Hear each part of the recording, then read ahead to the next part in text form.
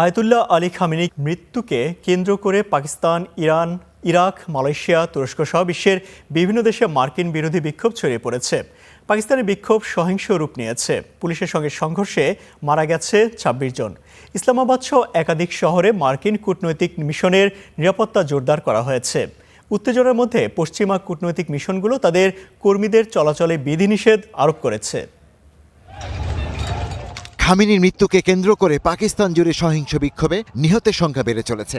পাকিস্তানের একাধিক শহরে মার্কিন কূটনৈতিক মিশন এলাকায় সংঘর্ষ ছড়িয়ে পড়েছে। বিক্ষোভে নিহতদের প্রতি শ্রদ্ধা জানাতে জড়ো হয় শোকাহত লোকজন। তাদের জানাজায় অংশ নেয় হাজারো মানুষ।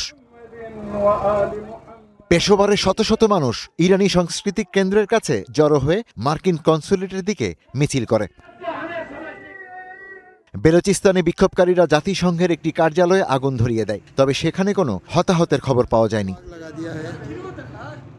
উত্তেজনা বৃদ্ধির প্রেক্ষাপটে পাকিস্তানে পশ্চিমা কূটনৈতিক মিশনগুলো নিরাপত্তা জোরদার করেছে। ইসলামাবাদে বিক্ষোভকারীরা উচ্চ নিরাপত্তা বেষ্টিত রেড জোনে প্রবেশের চেষ্টা করলে পুলিশ টিয়ার গ্যাস নিক্ষেপ করে। শত শত মানুষ জড়ো হলেও পরে তাদের কূটনৈতিক এলাকা থেকে পিছু হটানো হয়।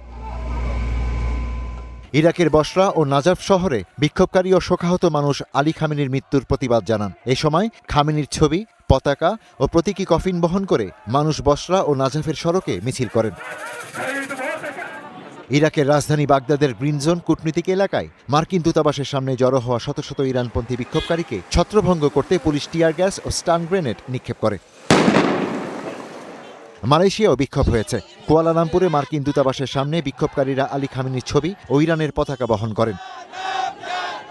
যুক্তরাষ্ট্র ও ইসরায়েলের হামলার পর রোববার তুরস্কের ইসলামপন্থী গোষ্ঠীগুলো আঙ্কারা ও ইস্তাম্বুলে প্রতিবাদ কর্মসূচি পালন করে। নাইজেরিয়ার শিয়া ইসলামিক মুভমেন্টের সদস্যরাও রোববার কানু শহরের রাস্তা নেমে ইরানের সর্বোচ্চ নেতা আয়াতুল্লাহ আলী খামেনির মৃত্যুর প্রতিবাদ জানান। Ishtiaq Hossain, star news.